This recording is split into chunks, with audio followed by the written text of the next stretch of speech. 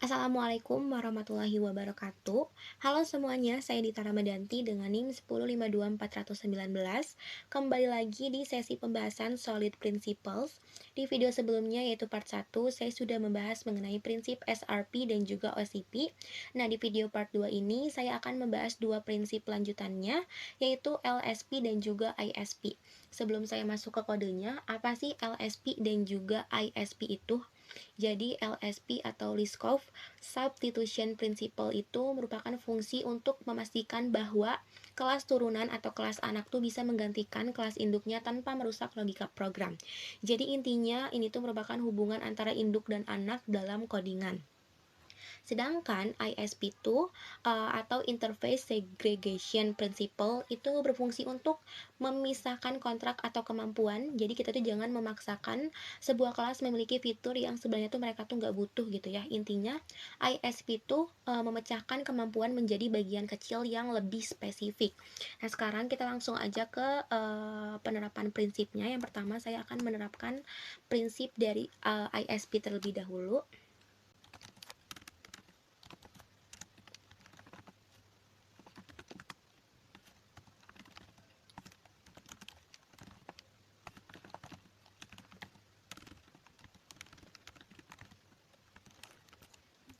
Nah, di sini saya memisahkan fitur gaji ke dalam interface karena nantinya tuh kelas aktivitas yang saya buat tuh nggak semuanya menghasilkan uang. Nah, setelah saya membuat interface-nya, saya akan membuat kelas induknya. Di sini saya akan menerapkan prinsip LSP. Yang pertama, saya buat kelas induknya dulu, yaitu saya namai aktivitas.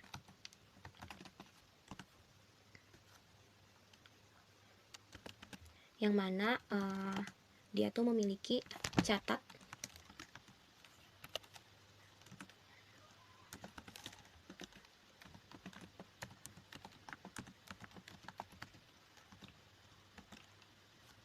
saya tambahkan mencatat waktu kegiatan.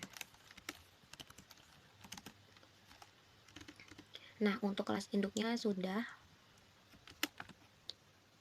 Sekarang akan saya buat beberapa kelas turunannya. Yang pertama, saya akan buat kelas turunan dengan nama kelas kuliah.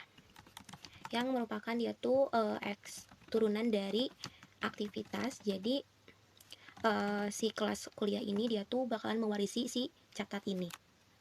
Si catat tadi. Dan dia menambahkan informasi lainnya yaitu mengenai ruang kelas.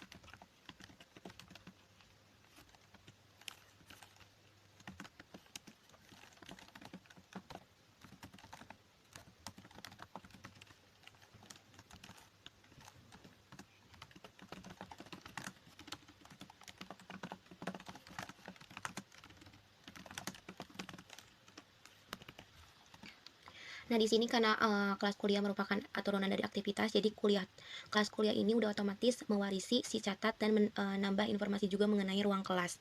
Kelas selanjutnya saya namai organisasi kampus. Yang merupakan turunan dari kuliah.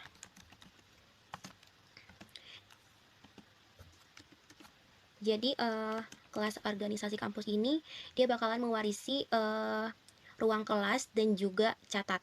Lalu kelas selanjutnya saya akan buat dengan nama komunitas. Extend. Nah, kelas komunitas ini dia tuh merupakan turunan dari aktivitas.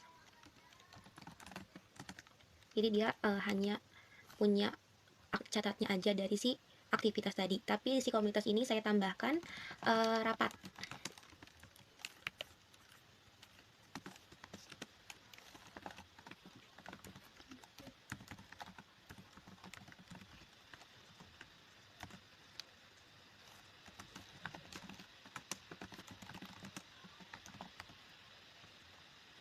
Nah, saya akan buat kelas terakhirnya ya, yaitu saya namai kelas kerja yang merupakan turunan dari komunitas dan merupakan implement dari ini interface di atas yaitu gaji.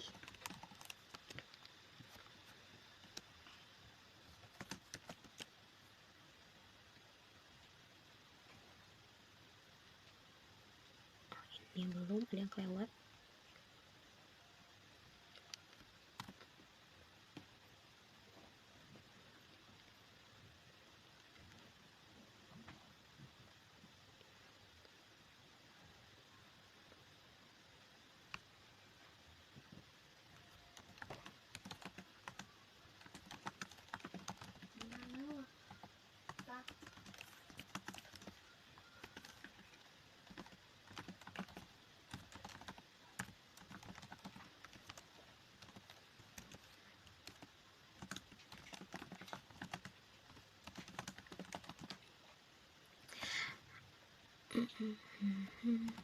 Nah, teman-teman, implements di sini dia tuh merupakan kata kunci yang digunakan oleh sebuah kelas, yaitu kerja, untuk mengambil kontrak dari interface yang ada di atas ini.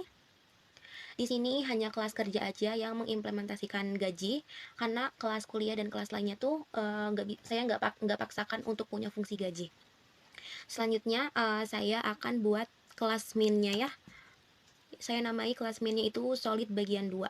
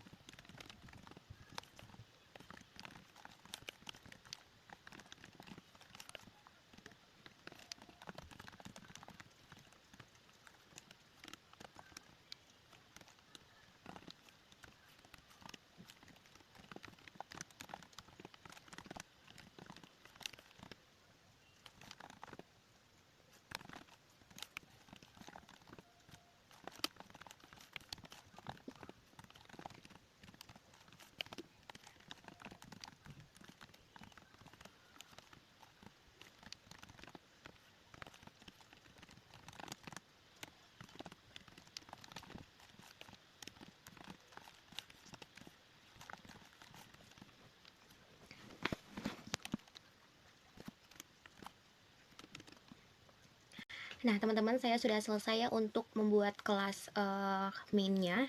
Di sini sudah disesuaikan dengan kelas-kelas yang sudah saya buat sebelumnya. Dan di sini saya tinggal memanggil aja di bagian main-nya. Mungkin sekarang kita langsung aja untuk lihat, kita jalan dulu aja programnya ya. Kita lihat outputnya seperti apa.